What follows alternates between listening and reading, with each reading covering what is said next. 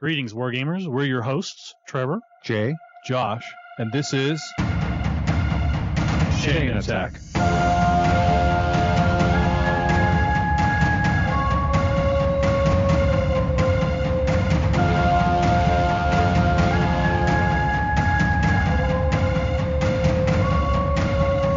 Chain Attack is sponsored by Discount Games Incorporated. Discount Games Incorporated specializes in customer service, low prices, and prompt shipping. You can find our web store at www.discountgamesinc.com.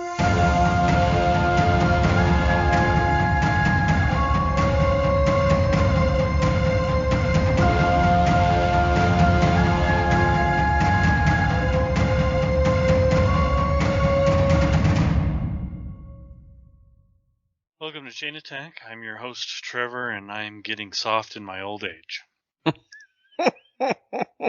We all do. I'm Jay, and I have to admit, this is one of the grading episodes I'm most excited for in a really long time. So,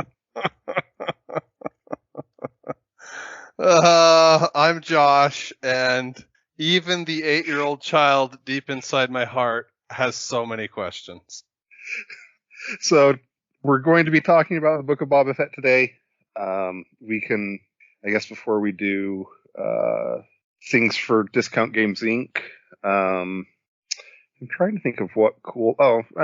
When this comes out, there will have just released a bunch of cool X-Men and Brotherhood of Mutants models for Marvel Crisis Protocol, and the Eldritch Omens box should still have some inventory that you can check out and purchase and fill that game-shaped hole in your heart and experience joy from purchasing at Discount Games Inc. That's such a good name, too. Eldritch Omens. I want it just It for the is. name. So, do either of you have anything before we dive into grading the Book of Boba Fett? I mean, Trevor, are you winning at World of Tanks? That's a very subjective term. I have won some games. I mean, you're spending a lot of time doing this event, and do you get the equivalent of a participation trophy for doing this, or what is the reward? So the reward that everyone wants is there is a tank that is a reward. It is called the T-95 Chieftain. Basically, it's a British tank that was dominant during the 60s, 70s era, and is still in use today in many places. Anyway, in the game, it is broken. It is frankly, it is the worst type of creep possible, and the only place you can get it is through grinding clan wars, and it is so broken that basically all the top clans require you to have one. Oh wow! Okay. Yeah, it gets used in all of the major competitions. It's super strong. It needs to be nerfed. But anyway, that is the reward, and it's why it's so hotly contested. And the funny thing is the way the system works is the top clans get really, really far ahead of everyone else, to the point where they've guaranteed, say, 10 players are going to get the free tank, and then they basically carry all the other players to that height as well. And everybody else who cannot do that sort of thing have to basically play every single game, every single night to try to get one of these tanks. But the top clans can get so far ahead that they can put people in position where they cannot be overtaken, and then they can grab more people and drag them up. And so they can, instead of getting my clan might get, I don't know, 7 tanks tops. There's only 1,200 tanks total this season.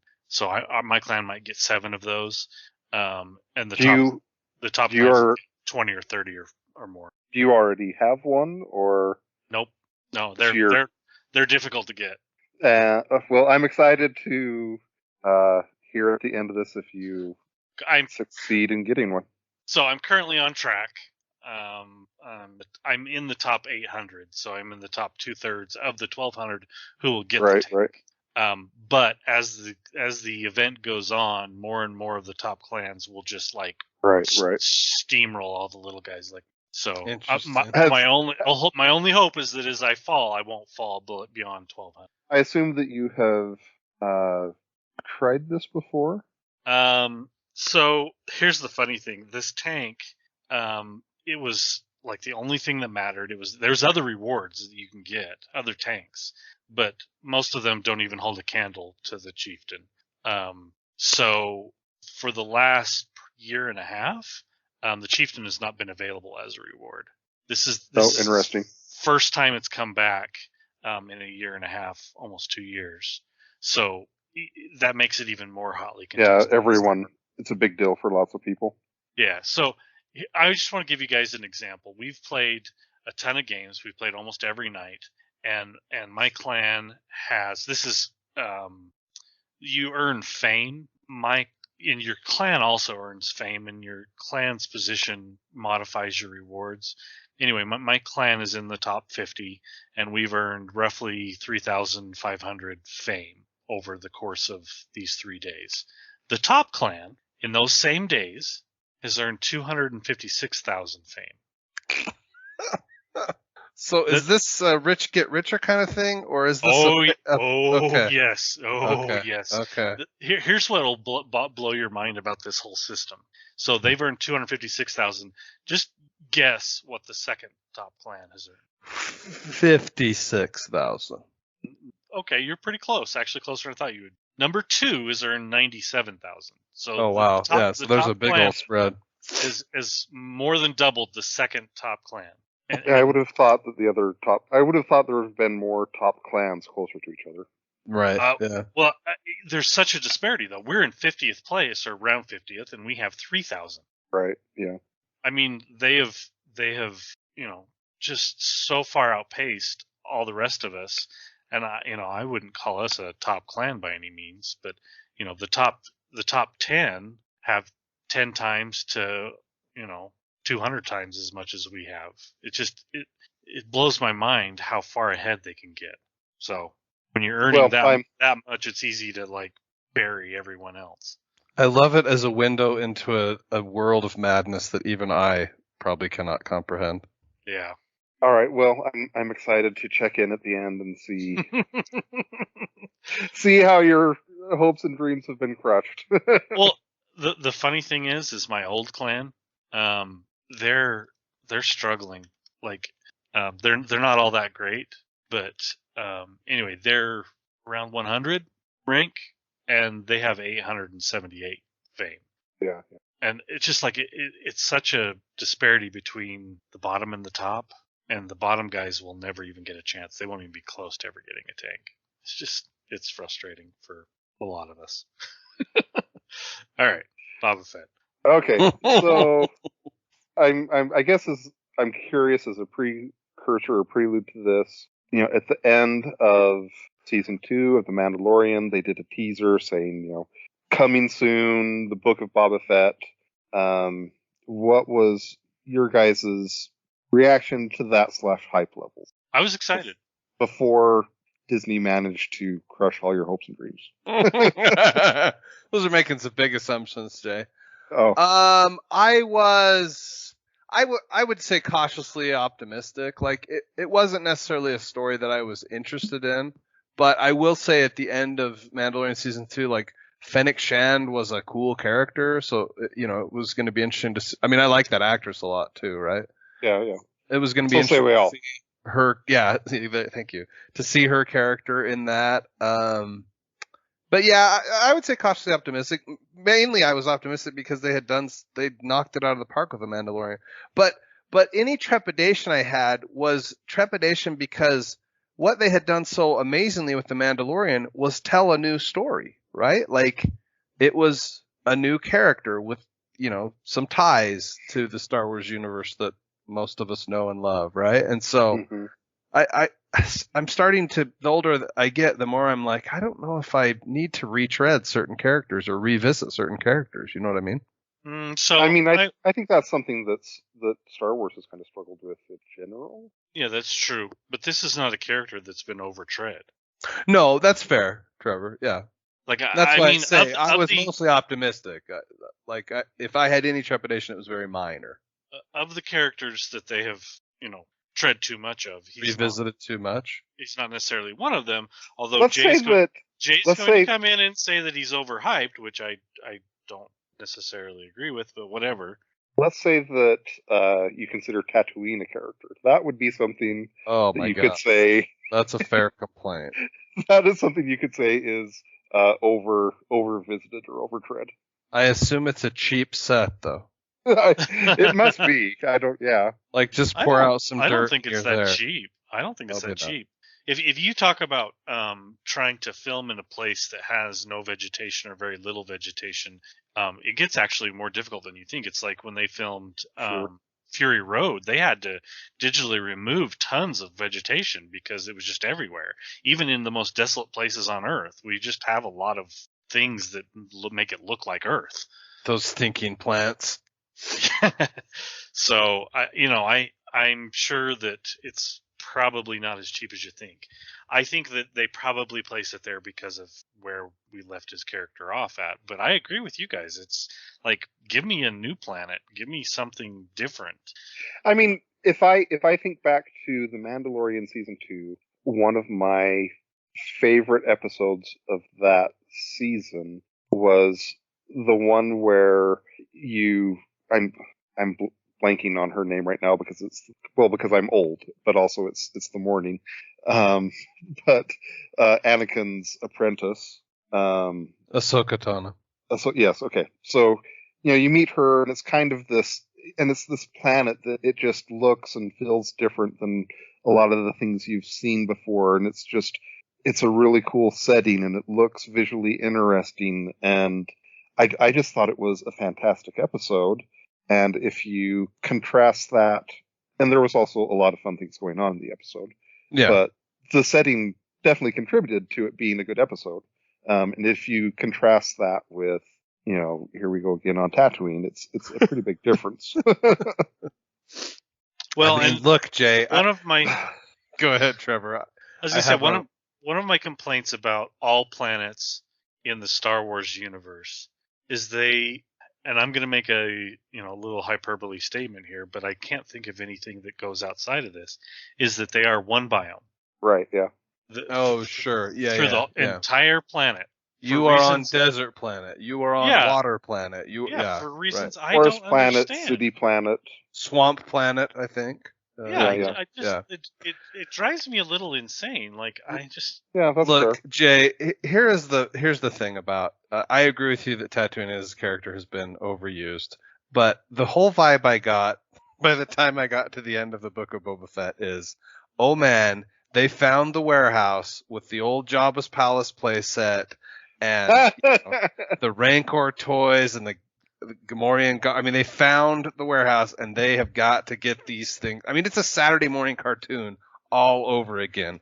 They gotta unload all those old toys, right? Because that's what they did this whole series.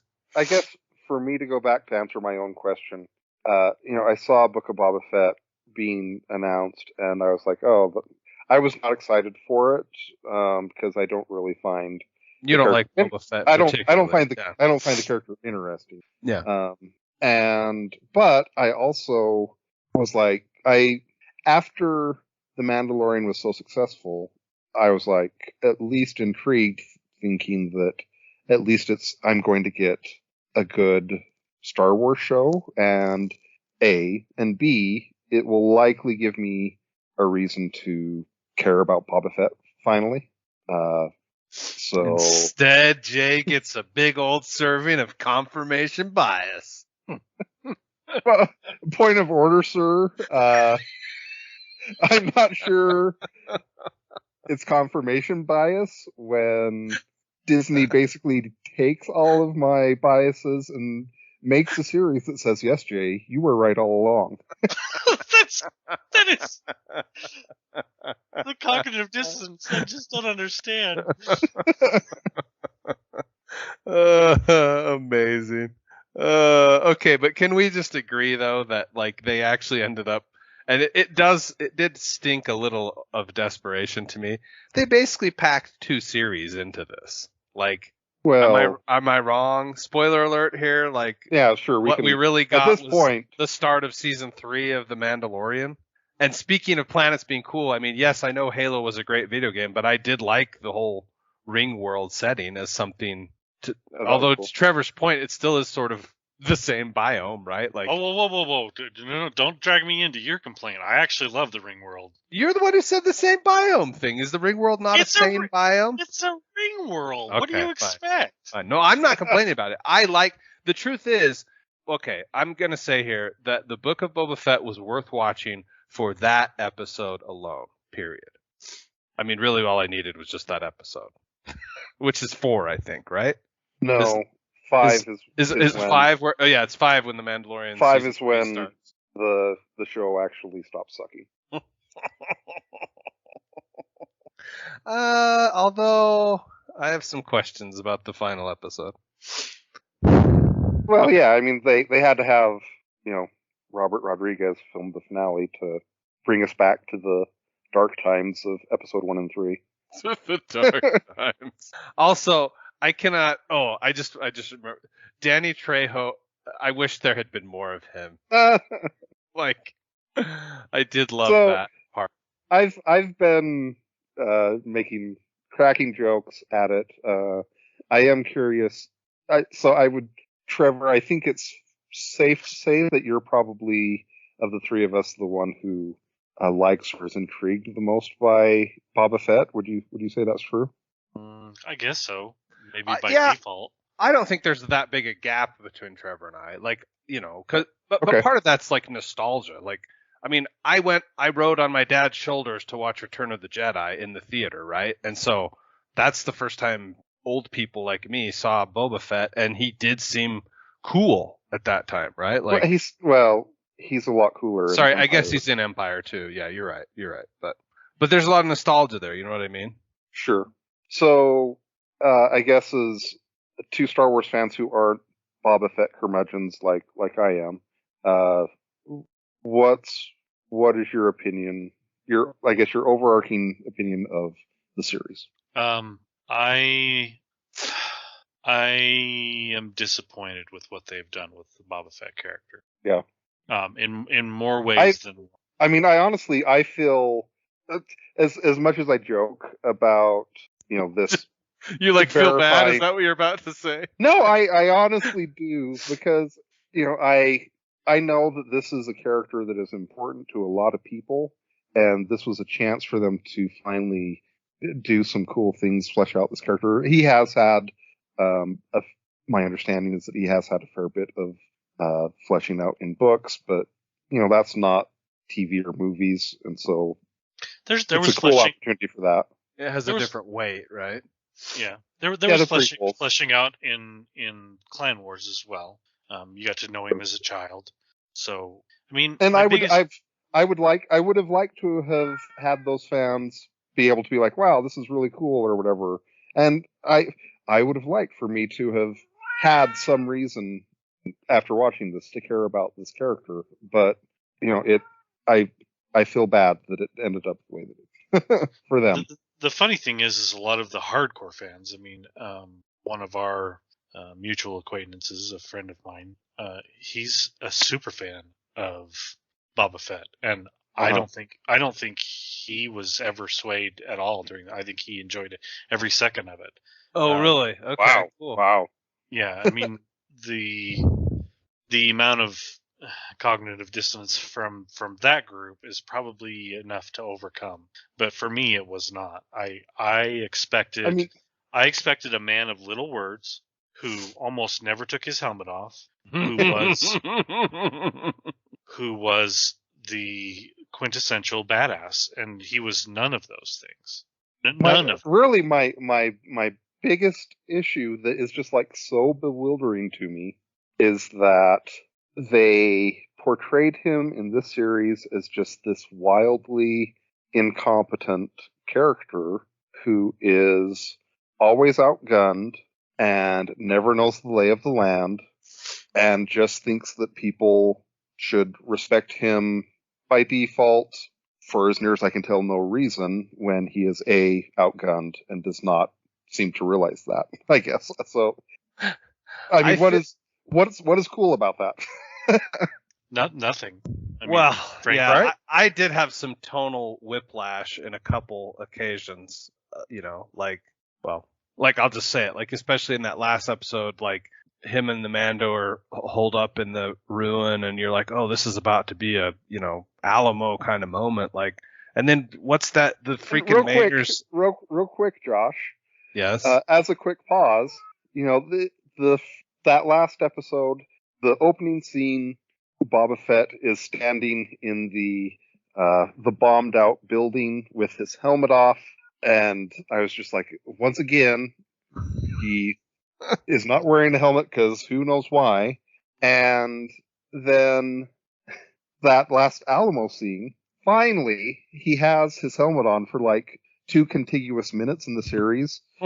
And you're like, oh my gosh, this is so much better. I don't understand why this hasn't happened up to this point. So the vibe I'm getting from both my co-hosts, Jay more than Trevor, is I'm not angry. I'm just disappointed. Right. I mean, I am disappointed. I've said this online on Twitter or in our Discord that I really had hopes that Jon Favreau was going to be this Kevin Feige person for Star Wars who will usher us into a golden era of Star Wars that is sorely needed, in my opinion. And he is the person who wrote every episode of the Book of Boba Fett.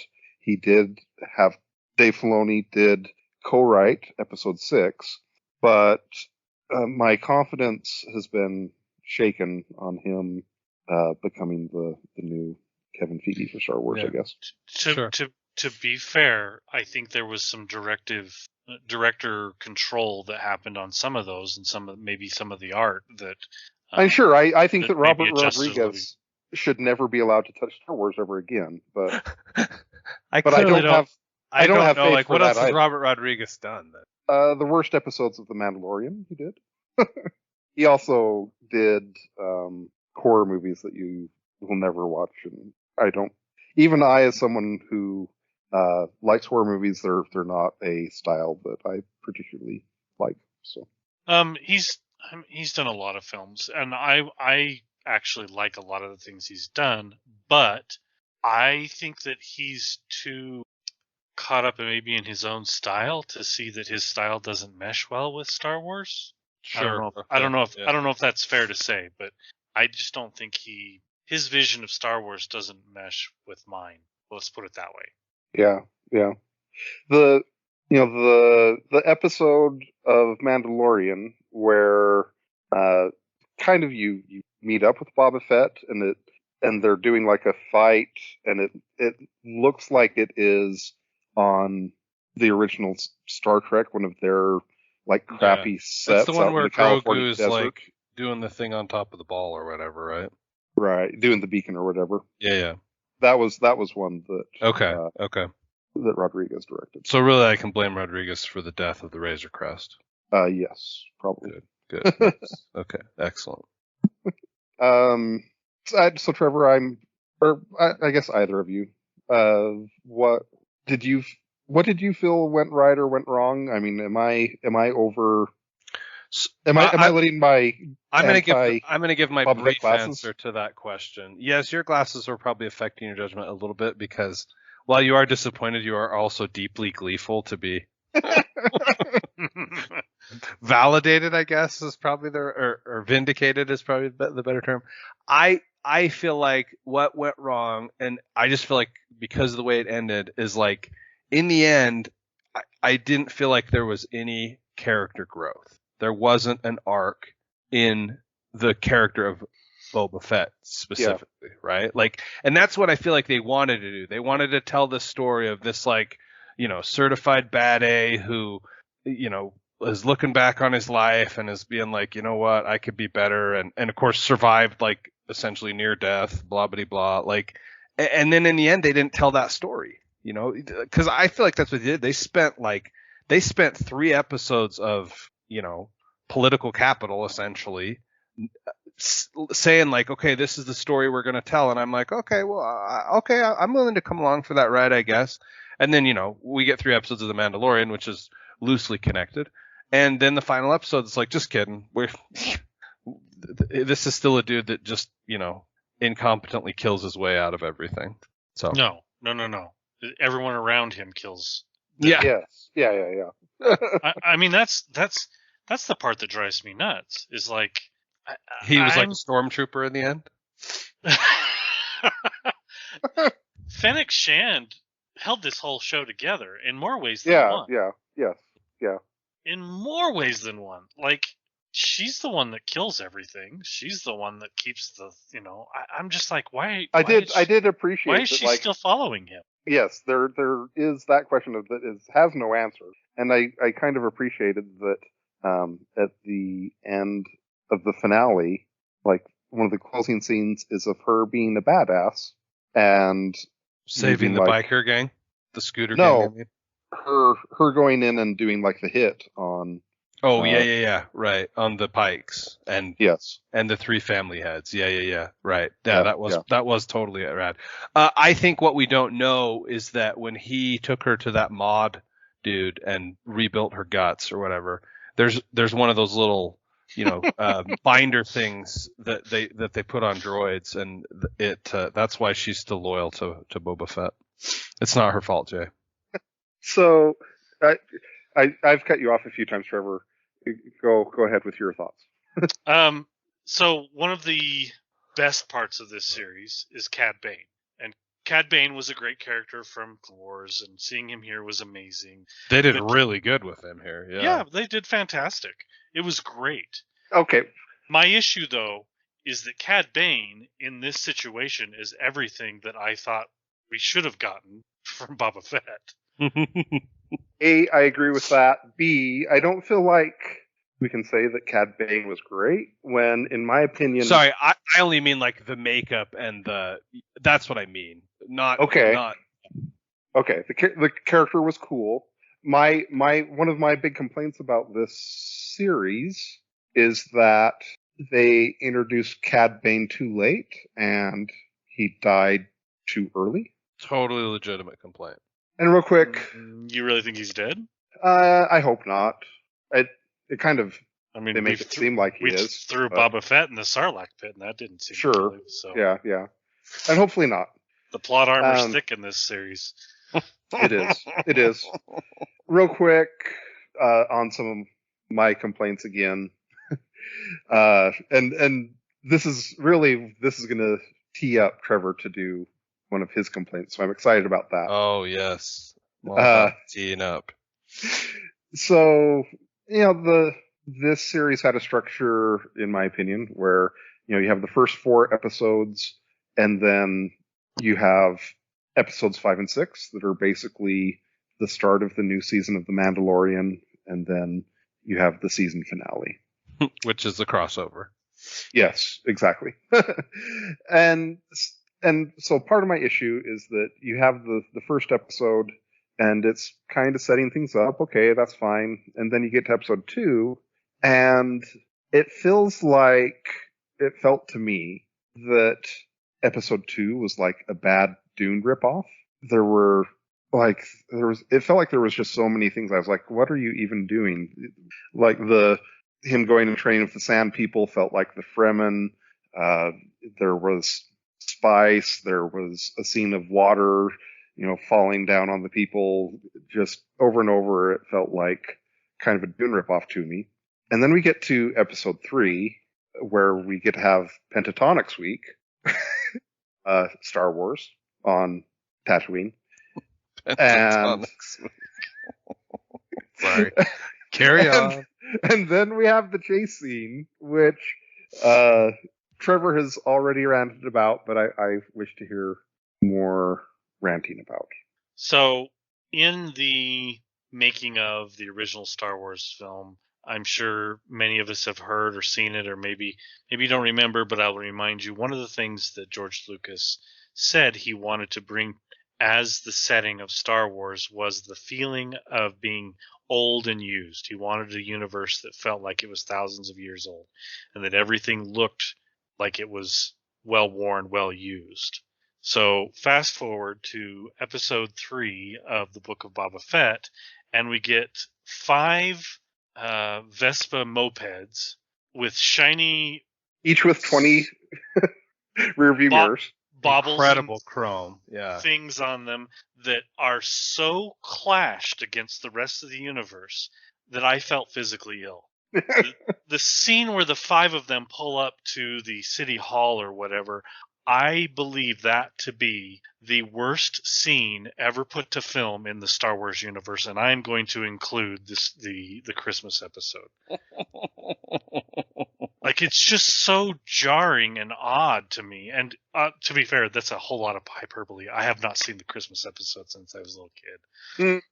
But the point being is it took me so far out of the whole cyborg biker gang thing. Could have been done so Could have much potentially better. been cool. Well, yeah, the cyborgs themselves were kind of interesting, right? Like Yes, to a degree, but make them look more like Darth grungy, Vader. right? Grungy. Yeah, grungy. The things they have should look like they were stolen off of a 150-year-old droid, not manufactured yesterday. I mean, they look like they could have walked off the set of Go Blade Power Runner. Rangers. Oh, Blade Runner. Yeah. Okay. I mean, both of those, to be fair. Yours was kind Yeah. of Jay. Here's the problem. Even Blade Runner looks dingier and darker than those guys. They don't even fit there. That's how bad it is. So I just when you had said the worst scene, I'd kind of assumed that you were going to be saying the low speed chase. that bugged me bad too, but I was already at that point I was irritated. so pissed off that I would just basically tune out. The truth is every time the mopeds were, because they didn't look anything like biker gang bikes. I mean, this is the gang that you would laugh at in real life if they were driving these Vespa mopeds around. Every scene that those bikes were in, I immediately just lost interest by about 80%. Now, just so I'm clear, it's the scenes where the bikes were there, not necessarily the modded people, or did it? Yes, I at least can somewhat ignore them. Because that's how I felt. I agree. Like the bikes were like, what happened here? Like who shook some Lucky Charms into my Star Wars? The speed chase where they're going like, and I actually blocked it out of my memory. So when Jay brought it back, now I've got a whole bunch more to say. In Empire Strikes Back, in Return of the Jedi, you see speeders that when we were kids watching them fly through the trees, you're like, holy crap, I don't know how they could possibly drive through that. Fast forward to episode 3, the Vespa mopeds are doing a race at a grand top speed of 10 miles an hour. And I'm thinking, geez, my grandmother could drive through that town like that. And I'm like, I just don't understand how there could be such a Disconnect. difference. Yeah, just a disconnect between these speeder bikes running through the forest from 40 years ago and the speeder bikes that are having a tough time eclipsing 15 miles an hour. It was so strange. Maybe it was meant to be a nod to how old the audience is, Trevor. Well, then they should have put them on like speeder walkers or something. Yeah. I don't know. It was so painful, that whole section. Anything to do with the bikers in there was, yeah. The scenes where their bikes were not involved, I was able. They're okay. Yeah, sure. I don't care too much for their appearance, but I could at least not be taken out of the scene emotionally, mentally. Yeah. The bikes were just such a disconnect that I immediately got taken out of Star Wars. Okay, before we get to grading, which I think we're about to get to, I just have a question about how you guys felt like. So episode 5, Mandalorian, which by the way, the armor is the new, for me at least, the new Boba Fett. Like, just a certified bad A, like, right? I wonder how you guys feel like that scene played out, with the Darksaber and the whole. Do you feel like it does a good job of setting up, like, hey, I can't even say his actual name, Din Djarin or whatever. The Mandalorian is gonna have some real motivation to go to Mandalore and try to go to. What did they say to him at the end? Like, he's not a Mandalorian anymore until he goes to the wells of something or other, right? Right. I mean, it feels like they have set up season 3 of The Mandalorian is going to be Din, like a quest for his redemption, right? Redeeming himself and establishing himself as the leader of Mandalore, or of the Mandalorians. Reluctantly, I guess. Thomas Jefferson style. Oh, you guys, I don't really want to be president. I had an issue a little bit with the fight scene where this Darksaber continues to get heavier. I agree. I don't recall it ever doing that before in any. I mean, it's not like this is our first introduction to the Darksaber. It's been in lots of media prior to this, right? And I don't remember it ever being anything like that. And that was a little odd, but I'm willing to at least give it a chance. Yeah, give it a chance. Because he was fighting the blade. Come on, Trevor. He was. Okay. It did. Are you saying that Moff Gideon was not fighting the blade? Clearly not. Yeah, he was fully leaned into it, baby. I don't know. I think it's a fair complaint. Like, I agree. I am curious. So obviously this is going to be my reaction, but I'm curious how you guys felt. So kind of sandwich in the middle of this turd sandwich, we have 2 episodes of The Mandalorian. To me, I was like, oh my gosh, they do remember how to make a good show. It was a little bit of a relief. But I'm curious what your guys' reaction was. I agree that, like I said, episode 5 totally worth all the other. Well, maybe not worth the Vespas, but most of the other baggage of the series, right? Episode 6, I feel really conflicted about because of. I'm just going to say it because of the choice that is pressed upon Baby Yoda in the end. Of Luke being a butthead. Yes. I mean, wasn't he essentially teaching the same way he'd been taught, or am I wrong? Like, I'm not trying to excuse his behavior, right? But like, that's how they set him up to be. Yeah. I mean, that's basically the choice that Yoda gives him when he goes off to help his friends. Is if you leave here, you'll never be a Jedi Master. Yeah, so it's paybacks to Yoda's entire race. Amazing. I'm not a fan of some of the things. I mean, I will say honestly, that I'm most okay with it because what it does is it sets up, the Mandalorian, our samurai with the baby on his back again, and it's like that's what we're here for. So yes, give me what I want. I'm glad that it set that back up. Again, I'm not mad. I'm just disappointed that that they wasted this. Like, why are they making episodes of The Mandalorian in the Book of Boba Fett? Why isn't this just Boba Fett being a badass? Why isn't Boba Fett being a badass? If you're not going to do something interesting with this character, why didn't you just make season 3 of The Mandalorian? That is a completely fair question, especially when we see what that can be. I don't understand why 5 and 6 were even a part of this season. Why is Din Djarin even involved? Like, I understand that they have a history and etc. And I feel like he can be, a part of this. And I don't want to say that I didn't enjoy 5 and 6. They were the best of the series, but they should have been. I totally agree. But it's an issue that the best part of the series is a different series. Yeah, it's the Mandalorian. The best parts of this series in every episode are not Boba Fett. Correct. The best part of episode 3 was the Rancor. I mean, the best part of episode. I don't know. You can maybe episode 7. Well, but that's still the Rancor again. Well, it's Boba riding the Rancor. I mean, there is that one amazing shot where the Rancor throws the droid up and Boba finally makes a shot. So, that was cool.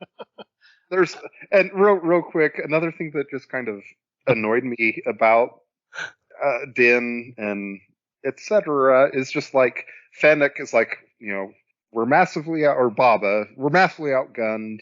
What can we do? And they're like, I know, we'll recruit one person. and then Brilliant. we'll make that one person recruit guys for us. Like, what the? Are you kidding me?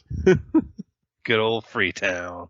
I'm like, that drove me insane. He comes back to him and he's like, well, that was quick. And they're like, well, did you get anybody? And he's like, well, I got Freetown. And they're like, well, that'll have to do. Like, what were you guys doing this whole time? What the? Are you kidding me? You guys need to be out recruiting. Are you telling me that's not good management, Trevor? Oh, gosh. Amazing. I just honestly, this whole thing could have been made. I'll make it better in 3 easy steps. Remove the shitty Vespa bikes. Okay. Put on Boba Fett's helmet and remove 75 religiously, right? Yes, don't take it off. Maybe once the entire season. And the third one is remove 70 to 80% of his dialogue. Make Fennec say everything. Have him nod. Have him shake his head. He should be. And I said this on the Discord, and I'm going to say it here. Have some mystery to him. Yes, have some mystery to him. This is a space western, and he is the man with no name in space. That's what he should be. That's where you should think of him. He should be, the good, the bad, the ugly in space.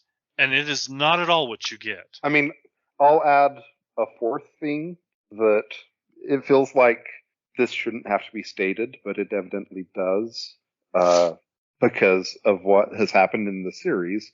But approach the character with the mind frame that he is a badass and hyper competent, because at no point did he feel that way in the series. Yeah, that's fair. He's supposed to be the best bounty hunter in the universe, like the one bounty hunter that can stand up or mouth off to Darth Vader, and Darth Vader will actually tolerate it. He is the first person that Darth Vader goes to, and the first person that the Hutts go to have their issues resolved. Clearly, in the past, he had some competence. Where did it go? He got soft in his old age. Which was a great line. I'm sorry. I'm here to tell you that I don't care how soft you get in your old age, you don't lose that much competence unless you've basically, had some sort of mental breakdown. Well, Trevor, have you ever been digested by a weird worm creature? Huh? Have you? No. Okay. Let's go on to grading time. He does not appear to have Alzheimer's, so I'm assuming that he still has some of his mental capacity. Oh, dark. That's dark. Versus design. Design, yes. So I did like episodes 5 and 6, but it almost feels like I shouldn't give credit to those because they do feel like season 3 of The Mandalorian. That's true. I mean, I feel like I grade those episodes at an 8. I grade everything else at a 5, being generous. Oh, I think I would give this like a 2 or a 3. It feels just like a huge failure. It feels like a huge missed opportunity. Okay. You should note that Bryce Dallas Howard, Ron Howard's daughter, and Dave Filoni are the 2 directors of episodes 5 and 6. Clearly, they have been amazing throughout The Mandalorian. They have done such a great job. Dave Filoni is, he is the heart and soul. He's the potential Kevin Feige. He's Star Wars. He's done it for years at this point. I still have faith in Jon Favreau and Dave. But clearly they know what they're doing on the episodes that they direct. And maybe it's partly the material that they were handed, but they handed it to themselves. I believe both of them are involved as producing the show as well. So they're like, let us take the best episodes for ourselves and we'll give the rest to other directors. Smart move. But, I've already said the things that I dislike. I don't really like the idea of somehow. Here's another thing that drove me nuts: is the baddest man in the land has a training scene with the Tusken Raiders. Like what? Like all of a sudden he's forgot how to be a bounty hunter, and they're like, "Let us teach you how to fight. We, the Sand People of Arrakis." All right, what's your What's your score, Trevor, on design? There's so much about it that I really like, but there's so much about it that But I the really hate. Vespas, Trevor. How far do the Vespas pull your grade down? Come on, baby. Like when every time you say that word, I'm like 0 or 1. But then I think of a lot of the other things in the show, and it brings it up. But I just like this is the part that really just missed the mark. The writing fell off. Set design felt off. The choice of planet felt off. Like we could have had him, come out of the Sarlacc. Sarlacc and had him spend some time, off planet, or just trying to reform himself somewhere else. I don't. So much is wrong. I'm gonna give it a 2. Wow. Really, there's so much about it I just disliked. I was too powerful with my Vespa comment. I'm sorry. I'm trying to divest myself from 5 and 6 because I don't feel like they're Book of Boba Fett episodes. I feel like they're Mandalorian. Mandalorian episodes that have been shoved into the rest of it. So I'm right. not even putting those into my grade. A savage grade from the Chain Attack crew. Wow. On to time management. This was a wobbly for me. There were a couple episodes that I was like, what? This is how long? Oh, geez. I can't remember if it was episode 2 or 3, but time management. One of my friends, I think he said this before episode 4, but he said, he's like, okay, well, I'm about to have the 45 most disappointing minutes of the week. Oh, savage. Anyway, it's it feels fine to me. It's just average to me. Yeah. I'm just giving it a 5 again on time management. Jay, yeah, that's fine. This is the damning with faint praise episode. Good gravy. Trevor? Yeah, I mean, it was fine. There was no episode that I felt like it was too long. That it has way overstayed its welcome. Yeah, but it never left me wanting more either, which is another thing that brings it down, at least. Episodes 5 and 6, which aren't really part of the series, but no, I'm going to be fair. I mean, they felt like the right length. Okay. They maybe left me wanting a little more. Yeah, I guess I agree. I just there was a couple episodes where I fell asleep during the episode, and I was forced to go back and rewatch a section, and that was actually painful to have to go back, find out figure out where I fell asleep. So to me, that is not great. Anyway, yeah, it feels like 5, maybe even 4. Let's go repeatability. So I'm gonna have to rewatch the series because I watch it without my family, and they are going to want to see episodes 5 and 6. And you can just start at episode 5. I literally was considering that. Like, I'm like, am I a bad person if I'm just like, come on, kids, let's watch the next season of The Mandalorian. Oh, they put a weird name in the title, but it's The Mandalorian. Yeah. So I give it a slight up, like just above average. But again, because of episodes 5 and 6. Oh, jeez, I feel so bad about that. It's a 6 for me. Trevor?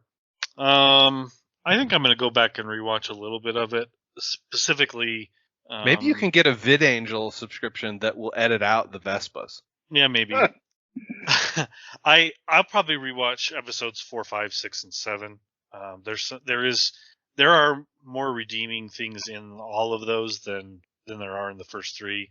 Like, I just think that the first 3 could have been compounded into one, give us an idea of why and it could have been completely rewritten to make it more sense as to why he's this crime lord all of a sudden. Right. Which I mean, okay. We didn't really talk about it, but I was kind of interested in the motivation. Like, is it episode 4 where he gets his ship back? Yes. Or is it episode? Okay. Like that conversation between him and Fennec Shand, I found that to be potentially interesting, right? Where he's like, I'm tired of working for other people who are stupid, So then his solution was to be the stupid person that other people work for. Kind of interesting. But all right. Anyway, repeatability. I don't think I'm going to go back and rewatch some. There is some really cool stuff in here though, so I'll probably pick and choose a little bit. So sure. I'm going to give it a 4. I'll pick and choose some stuff, but I don't think I'll ever go back and rewatch the entire series. Okay.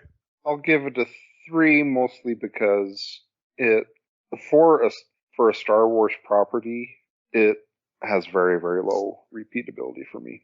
I will still rewatch parts of it, but Yeah. probably just I'll episode rewatch 5 and on. Yeah, Right. I'll rewatch the sections with Cad Bane just because I always thought he was kind of a Yeah. Yeah. Okay, let's go to fun. The fun category. Pretty mixed bag here, I'm gonna guess, from people.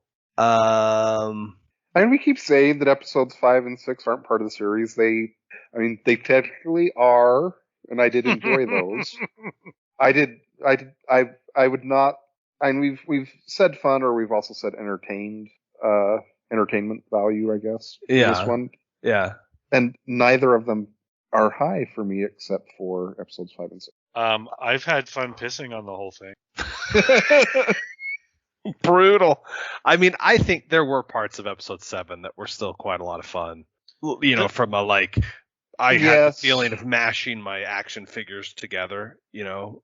There was There were some very cool parts in the finale, but there was also the parts that were like so frustrating for me. Of like, okay, well, here we are again. Boba Fett didn't realize he was going to be massively outgunned, And betrayed. and he is. Yeah, I mean, why in every other scene or movie that involves somebody who's highly intelligent, they almost always get betrayed just like this, but then they have a backup plan. Like he's like totally blindsided by this. Like, well, WTF? I just got why would you guys do that? Yeah. And that's it. That's his big plan. I'm like, are you kidding me? You haven't set up any sort of ambushes or backup plans that the audience is not aware of, and all of a sudden we get revealed to, and we're like, holy crap, he was way smart. Like, I mean, all the the other Rancor was kind of that, but it wasn't set up like you're saying. It was a desperate gambit, right? Yeah. I will say that I'm going to give this probably a higher score than you guys expect, because if I pick and choose from each episode sections that were fun, there are some really memorable moments throughout all of this.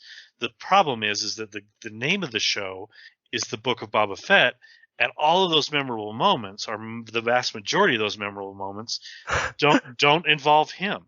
They are Right. callbacks to characters from other series, like the Wookiee and Cad Bane and all these other people that are just and Grogu and Din Djarin. I mean, these are all people who are fantastic characters, and there are these great highlights, and every one of them I was excited for, but none of them have their name on the show. Mm-hmm. So anyway, I think that it was quite fun, and if I could just have a quick YouTube clip of all of those moments, I'd give it like a 9 or a 10. So I'm going to say the show's going to be a 7 or 8 here. I actually enjoyed it quite a bit, more than maybe, but I just every time Baba was on the screen, I'm just like, why are you Here we go again. Why are you back in the back to tank? Yeah, for me it's a 6, and part of it is probably because I binged 4 episodes last night. That may have affected my enjoyment just a tiny bit, but I think I agree with a lot of what Trevor's saying. Like you could string together some really sweet clips, right? Yeah.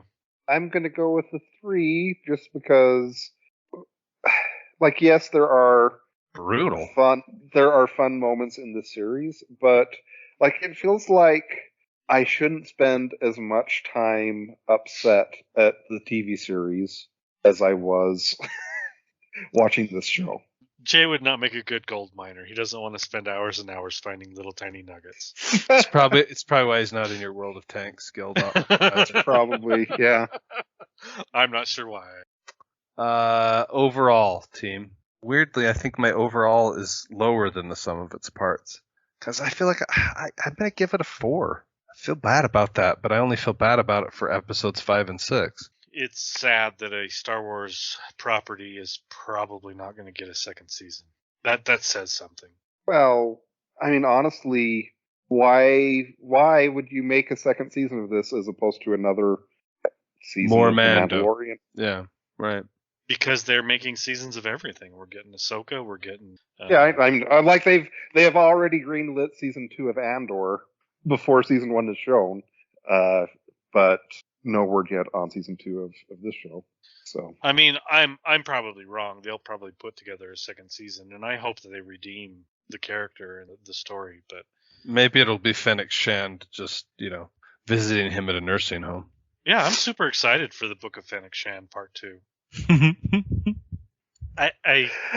But they're going to keep coming to this well. Clearly, I mean, they've got all kinds of series lined up. So that's Well, they've got all these sets Yeah. for Tatooine they got to keep using. So I don't know if you know this, Josh, but they're not green screen. There's a special round room with a special type of screen in the background that makes it look like they're on a planet or a different location. Have you seen? Is that for real? Is that true? Yes. Oh, all right. I'll see if I can. Have you ever watched the making of the Mandalorian? I haven't. I tend to avoid makings as a character flaw, because I'm That's like, fine. It's I not. don't actually want to see what's behind the magic, but maybe I would be interested still. Yeah. You should. I'll see if I can find a short clip of it. But basically, it's a really large round room with screens that make the background. It's the brand new thing where the actors have an opportunity to react to what they're seeing. And so instead of acting in front of a green screen, they're acting in front of a very large Right. TV. It's actually quite fascinating. It's pretty cool stuff. Yeah, that is cool. But it makes for pretty cheap sets. Honestly, they don't Yeah. have to do a whole lot. Interesting. Okay, well that's good. So, Trevor, what is your overall number? 5. It's a pretty average show. Okay. Or 4. I just don't think it's all that outstanding. I will continue with the 3, and mostly. I can't believe you don't move the overall up, Jay, just because of the joy you've had at being vindicated. I mean, it just feels like such a huge missed opportunity for me, and that is, it's a 3 of disappointment. So, All right. Well, I guess we're all semi-goes. Maybe Jay's a no-go. I mean, if you are a Star Wars fan, you're going to watch it. If you're not, you're not. And Yeah. so, That's probably a fair description of the audience. All right. all right, let us know what you guys think, and let us know how we're wrong, I guess. Yeah, I have to get used to that, so please do.